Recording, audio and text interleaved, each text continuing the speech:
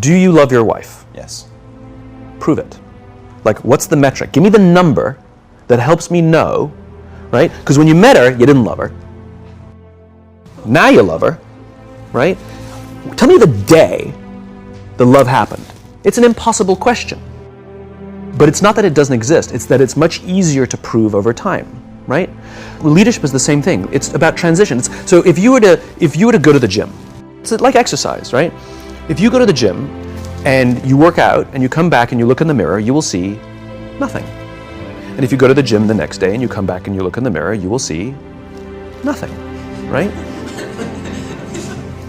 So clearly there's no results, can't be measured, it must not be effective. So we quit, right? Or if you fundamentally believe that this is the right course of action and you stick with it, like in a relationship, I bought her flowers and I wished her happy birthday, and she doesn't love me. Clearly I'll give up.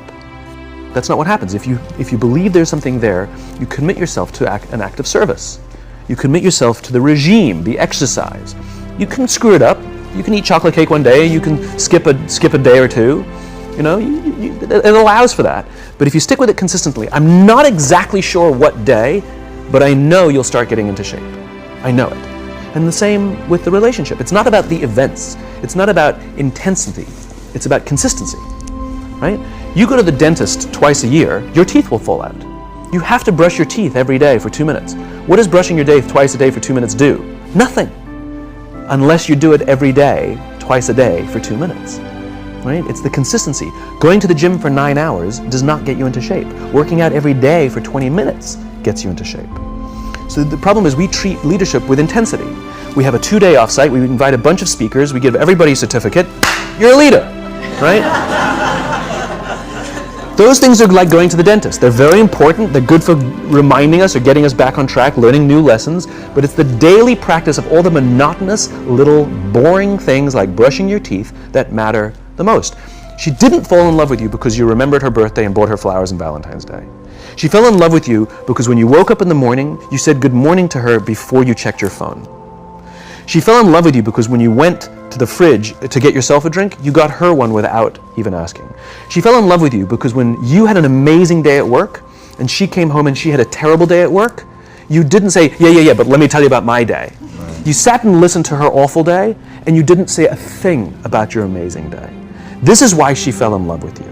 I can't tell you exactly what day, and it was no particular thing you did. It was the accumulation of all of those little things that she woke up one day and as if she pressed a button, she goes, I love him, right? Leadership is exactly the same. There's no event.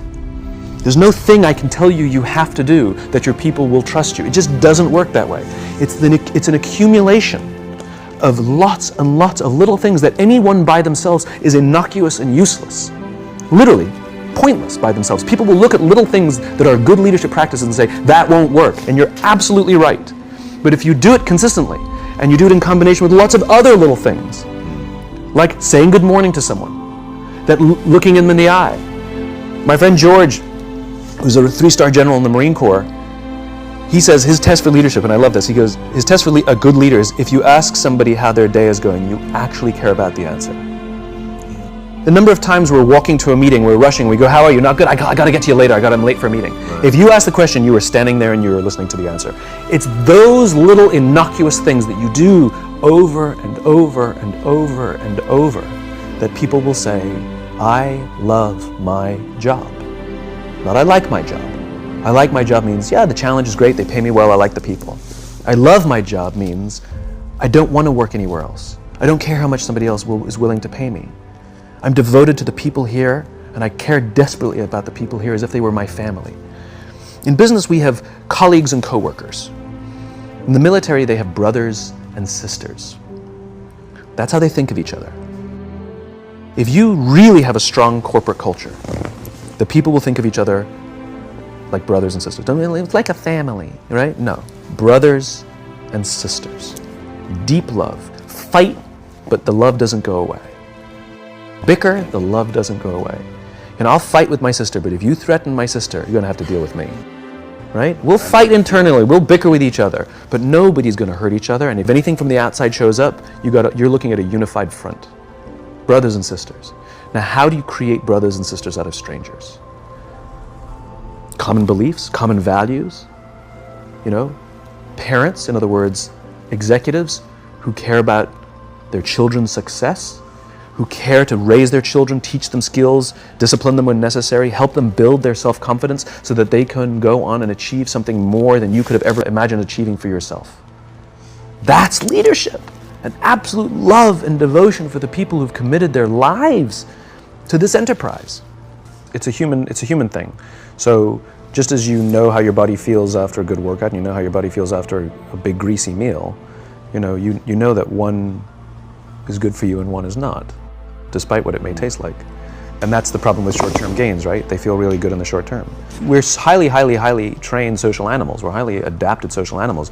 We can feel social awkwardness, and we can feel when things are going well. You can sense it. You say you have this sense of laughter, around the office. Like, we don't walk around with blinders. We're like I said, we're made to do this. That's why we can assess if somebody's trustworthy or not. That's why we keep our walls and we're like, yeah, his results are great, but I wouldn't trust him. As opposed to letting down your like, I trust her for anything. I trust her with my kids, my money, anything. So we're highly attuned animals, and so we're good at sensing it. But I will say there is a caveat to your metric of laughter, which is a decent one, is that scale breaks things in human beings. As I said before, we're not made for populations bigger than about 150-ish. It's called Dunbar's number. Robin Dunbar, a professor from Cambridge University, theorized that we cannot maintain more than about 150 close relationships. And the way he defined a close relationship is, if you're at a bar with a bunch of friends and somebody comes in, would you ask that person to join you or not? And it's about 150 that we would ask them to come join us. And if you think about the reason, that actually makes perfect sense, which is there's two limiting factors. One is time. If you only gave 2 minutes to every person you know, you'd make no close friends. And the other one is memory. You just can't remember everybody. And so this is where leadership becomes very, very interesting, because if you have a company that has a lot of people, 5, 6, 7, 800 people, 1,000, 2,000, 5,000 people, clearly you can't know everyone. And clearly as a CEO, like, I care about every single one of my people. You don't even know. Some of the people you work for who work for you are bastards. You don't care about them, right? So it's a nonsense statement. But what you can say is, I desperately care about the people whose names I know and whose faces I recognize. And I care desperately about my leadership, and I instill in them every day that I will give them the tools, and I will take care of them with one purpose and one purpose only, that they will take care of the people in their charge. And I want those people to take care of the people and instill in them that they take care of the people in their charge. And then by the time you get down to the masses, where the actual 1,000 exist, because of the seniors it's like 20, where the real 1,000 exist, they feel about 150 of them can look to one of their direct leaders, to one of their direct managers, and say, that person cares about me. That's our boss, that's my leader. Not the leader, it's the CEO.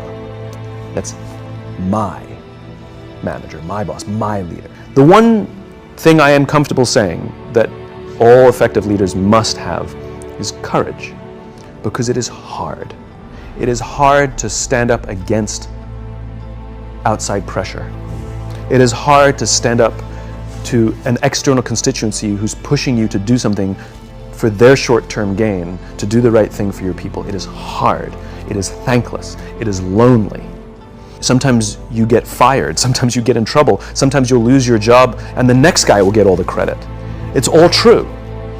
And the courage to do the right thing in the face of overwhelming pressure, only the best leaders have that courage. Only the best leaders. And here's the folly. Courage is not some deep internal fortitude.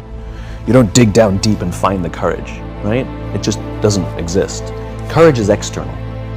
Our courage comes from the support we feel from others. In other words, when you feel that someone has your back, when you know that the day that you admit you can't do it, someone will be there and say, I got you. You can do this. That's what gives you the courage to do the difficult thing.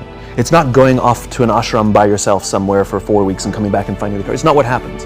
It's the relationships that we foster. It's the people around us who love us and care about us and believe in us. And when we have those relationships, we will find the courage to do the right thing. And when you act with courage, that in turn will inspire those in your organization to also act with courage. In other words, it's still an external thing. That's what inspiration is, right? I'm inspired to follow your example.